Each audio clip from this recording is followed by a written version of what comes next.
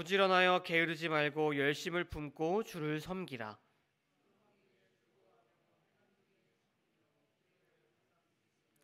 성도들의 쓸 것을 공급하며 손 대접하기를 힘쓰라.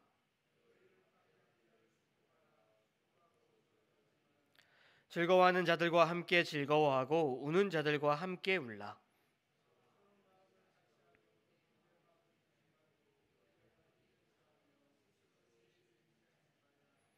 아무에게도 악을 악으로 갚지 말고 모든 사람 앞에서 선한 일을 도모하라.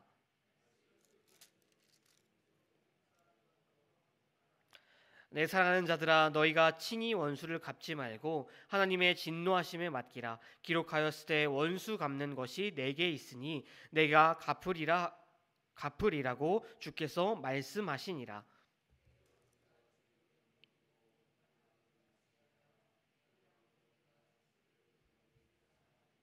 함께 읽겠습니다. 악에게 지지 말고 선으로 악을 이기라. 아멘. 우리가 계속해서 살펴보고 있는 이 로마서는 그 이름대로 이 로마 교회에 있는 성도들에게 바울 사도가 쓴 편지입니다.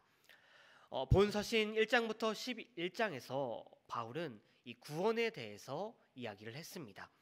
아무런 자격 없는 우리가 어떻게 구원을 받을 수 있는가?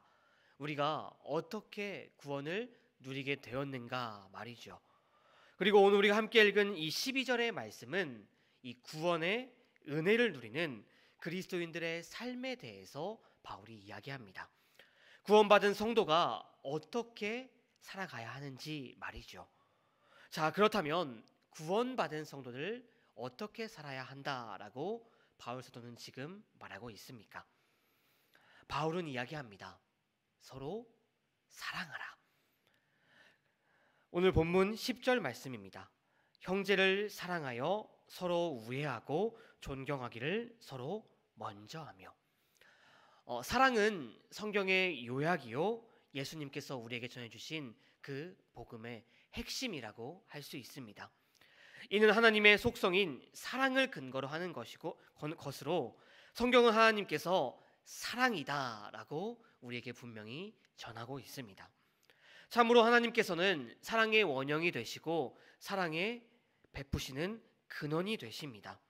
사랑은 하나님의 행동 중 하나가 아니며 하나님의 모든 행동이 사랑하는 것입니다. 그렇게 하나님께서는 하나님의 사랑을 우리들도 하나님의 사랑을 배워 하나님의 사랑을 닮아 그 사랑을 실천하라고 우리에게 말씀하고 계십니다. 그러므로 하나님의 자녀된 자들로서 우리는 그리스도 안에서 하나님의 사랑을 사람들에게 전해야 한다라는 것입니다. 우리는 마음으로 사랑하는 것으로 뿐만이 아니라 끊임없는 행동으로 친절과 선을 행해야만 합니다. 하나님을 사랑한다라고 이야기하면서 이웃을 미워할 수 없으며 이웃의 실수를 사랑으로 감싸주지 못하는 것은 참된 그리스도인이라고 말할 수 없습니다. 그렇게 위대한 신학자이자 가장 존경받는 교부인 아우구스티누스는 우리에게 이렇게 이야기합니다. 그리스도인을 그리스도인답게 하는 것은 사랑의 실천이며 사랑이 없으면 그리스도인이라는 이름조차 아무런 의미가 없다. 이처럼 성경은 우리에게 사랑을 말하며 가르치며 명령합니다. 그런데 이 사랑은, 이 성경적인 사랑은 세상의 사랑과는 조금 다르지요. 하나님께서 보내신 사랑의 선물인 예수 그리스도께서 이 땅에서 가르치셨고 실천하셨고 지금 우리에게 행하라고 말하시는 그 사랑은 바로 용서, 곧 대가 없는 사랑이라고 우리는 이야기할 수 있을 것입니다. 하나님께서 죽어마땅한 우리를 대가 없는 사랑으로 용서하여 주셨던 것처럼 그 사랑을 누린 사람답게 그 사랑을 누리는 우리도 그 대가 없는 사랑, 성경적인 사랑을 실천해야 한다라는 것입니다. 그렇게 바울도 이야기합니다. 14절입니다. 너희를 박해하는 자를 축복하라. 사실 이러한 성경적인 가르침은 신앙 없는 자들에게는 매우 황당하고 보통 사람들이 실천한다라는 것은 불가능해 보이는 것입니다. 그렇게 이 원수 사랑, 원수를 사랑하라, 원수를 용서하라, 그 사랑의 명령은 하나님의 용서로 말미암아 구원받아 하나님의 자녀가 된 저와 여러분들, 그리스도인들만이 실천할 수 있는 사랑입니다. 그러나 성도 여러분, 우리가 잘 알고 있는 것처럼 이웃을 사랑하기도 어려운 우리에게 원수를 사랑하라는 이 주님의 말씀은 결코 쉬운 일이 아니죠. 주님의 사랑을 누리고 그 사랑을 실천해야 된다는 것을 알고 있는 우리라고 할지라도 그것은 너무나도 어려운 일입니다.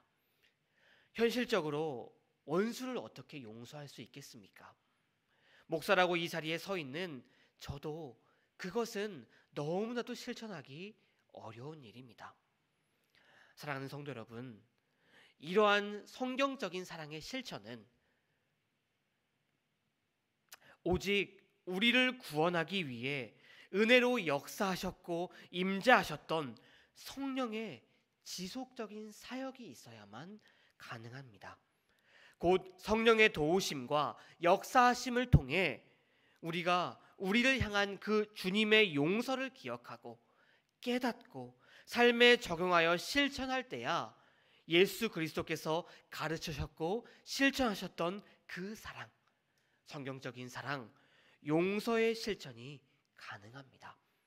즉 단순한 인간의 노력이 아니라 하나님의 진정한 사랑을 이해하고 발견함으로써 하나님의 사랑을 믿음 가운데 이를 자기의 삶에 실천해 나아갈 때야, 그러할 때야 주님이 우리에게 보여주셨고 가르치셨던 그 사랑이, 성경적인 사랑,